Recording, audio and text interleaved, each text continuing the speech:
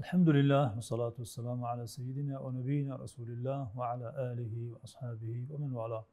دوستان گرامی، سوال مطرح شده که چنین است: میگوید آیا پرداخت زکات پیش از وقتش جایز است؟ اینچنین از شما خواهش دارم که درباره اهمیت زکات میگفتید. دوستان گرامی، زکات یکی از 5 ستون اساسی دین اسلام است. فریضه است که ترک نمودن آن گناه کبیره و موجب خشم و غضب خداوند است. این فریضه را او تعالی خاصی توانگران گردانیده، مثل نماز، روزه و حج وقتی خاص خود را دارد. اگر ادا نمودن زکات پیش از وقتش باشد البته جایز است، ولی نباید پرداخت آن از وقتش گذرد. درباره جایگاه و اهمیت زکات در اسلام باشد، او تعالی مؤمنان را دستور حتمی داده. در سوره بقره فرموده است: و اقیموا الصلاة و آتوا الزکاة، و نماز را برپا دارید و زکات را پرداخت نمایید. هر شخصی که مقداری معین مال را که در اصطلاح شرع نصاب نام دارد داشته باشد و مالش 1 سال در مالکیتش قرار گیرد، 1 سال هجری قمری، برایش فرض حتمی است تا از آن زکات دهد. آن مقداری که صاحب مال از مالش میبرارد حق نیازمندان است. دوستان عزیز، که خداوند آنها را در مال توانگر شریک ساخته است. یعنی آن مقدار مال توانگر که باید آن را به حیث زکات به فقیران دهد، نه از آن خودش بلکه از آن همان محتاجان است. باید آن را به محتاجان که در اصطلاح شرعی مصارف زکات نام دارد بدهد. اگر شخص صاحب نصاب زکات مالش را پرداخت نکند چی؟ دوستان گرامی، پرداخت نکردن زکات یکی از بدترین گناهان کبیره به شمار می رود. در این باره در قرآن و احادیث وعیدهای شدیدی آمده است. مثلا در صحیح بخاری آمده است که پیامبر صلی الله علیه و سلم فرمودند: من آتاه الله مالا فلم يؤد زکاته مثل له ماله یوم القیامة شجاعا اقرع له زبیبتان يطوقه يوم القيامة ثم يأخذ بلهزمتيه ثم يقول أنا مالك أنا كنزك ثم تلا لا يحسبن الذين يبخلون. یعنی پیامبر صلی الله علیه و سلم گفتند: خداوند به هر کی مال دهد و او زکاتش را پرداخت نکند، مالش در روز قیامت به صورت مار زهردار سیاه مبدل می‌گردد که سری آن موی ندارد و 2 نقطه سیاهی وحشتناک بالای چشمانش است. بعضی شارحان حدیث در شرح این نوع مار گفتند: ماری که 2 دندان پیش دارد که دندانهایش از دهانش بیرون برآمده است. آن مار در روز قیامت به گردن آن صاحب مال حلقه میزند و به هر 2 پهلوی چهرهش نیش میزند و میگوید: من همان مال تو هستم، من همان کنز و گنج تو هستم. سپس پیامبر صلی الله علیه و سلم آیه را از سوره آل عمران تلاوت کردند که چنین است: ولا يحسبن الذين يبخلون بما آتاهم الله من فضله هو خيرا لهم بل هو شر لهم سيطوقون ما بخلوا به يوم القيامة ولله میراث السماوات والارض والله بما تعملون خبیر. و کسانی که در آنچه خداوند از فضلش به آنها عطا کرده است بخل می‌ورزند، یعنی حق فرضی مالشان را ادا نمی‌کنند، گمان نکنند که این کارشان به نفع آنان است، بلکه بر زیان آنهاست.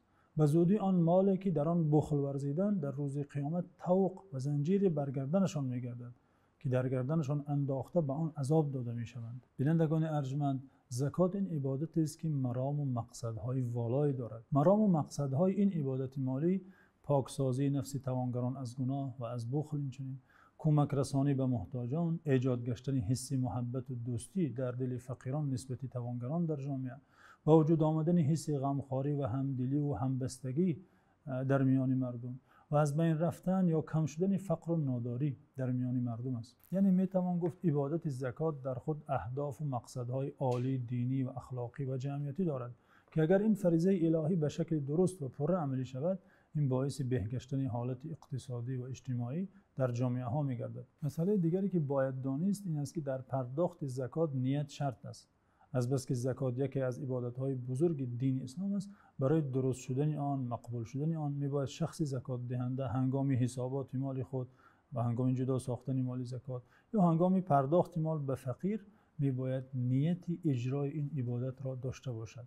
اگر شخص بدون نیت زکات مالش را همانطور به محتاجان بخشد، بخشش او یک هدیه یا تحفه به حساب می رود، اما زکات فرضی از ذمه او ساقط نمی گردد. مسئله دیگری متعلق به زکات این است که زکات در 1 سال 1 مرتبه پرداخت می شود و خاص رمضان هم نیست. یعنی شاید کم نباشند کسانی که گمان می کنند پرداخت زکات باید در ماه رمضان صورت گیرد. نه، چنین نیست، بلکه از صحابگان زیادی همچون حضرت عثمان و دیگران روایت شده است که زکاتشان را در ماه محرم یعنی اولین ماه در سال شماری هجری در آغاز سال هجری پرداخت میکردند. باید دانست که شخصی که صاحب نصاب میگردد از اون روز که آن مقدار نصاب را صاحب گشته است وقتی یک سال هجری قمری سپری گردد برایش زکات فرض میگردد.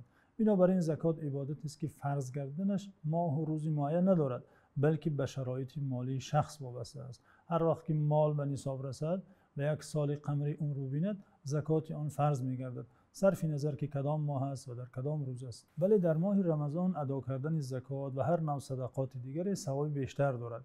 ولی اگر مال پیش از فرارسی رمضان یک ساله شده باشد میباید شخص رمضان را انتظار نشده فریضه اش را در همان وقت خودش ادا نماید. زکات را آیا پیش از وقتش پرداخت کردن جایز است؟ یعنی اگر دارایی شخص به نصاب رسد ولی مالش حالا یک سال هجری قمری عمر ندیده باشد و ببیند که محتاجان به کمک و یاری نیاز دارند و یا ببیند که ماه رمضان فرا رسیده است میخواهد در این ماه این عبادت را اجرا کند البته میتواند که پیش از وقت فرض شدن زکات مالش را برآورد.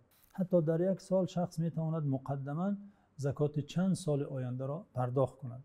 وقتی شخص زکاتش را پیش پرداخت کند و چون مالش یک ساله شود و یا آن سالهای دیگر فرا رسند او دیگر بر ذمه‌اش زکات فرضی ندارد، همان پیش پرداخت کردهش جایز است و قبول است. در این مورد در کتاب هدایه امام مرغلانی که یکی از سرچشمه‌های معتبری فقهی است چنین عباره آمده است: و این قدم الزکات علی الحول و هو مالک للنصاب جاز و یجوز تعجیل الزکات لاکثر من سنه. یعنی اگر شخصی زکات دهنده زکات مالش را پیش از پره گشتن سال پرداخت نماید در حالی که مالک نصاب باشد جایز است و این چنین جایز است شخص زکات بیشتر از یک سال را پیش پرداخت نماید. ولی باید دانست دوستان عزیز که شرط جایز بودن پیش پرداخت زکات این است که مال آن شخص به نصاب رسیده باشد. به عباره دیگر فقیر این کار را کرده نمیتواند. در این مورد علامه عبدالحی لکنوی میگوید و یشترط فی جمیع ذلك ان یکون عند الاداء مالکا للنصاب. یعنی برای پیش پرداخت نمودن یک سال و یا بیشتر از یک سال شرط است که شخص دارای نصاب باشد. دلیل این مسئله چیست دوستان گرامی؟ یعنی دلیل این که انسان میتواند زکات یک ساله اش را یا یک چند سال را مقدما پرداخت نماید، دلیل این مسئله حدیث است که آن را امام ترمذی، امام ابو داود و امام احمد روایت کردند که ان العباس سأل النبي صلى الله عليه وسلم في تعجيل صدقته قبل ان تحل فرخص له في ذلك.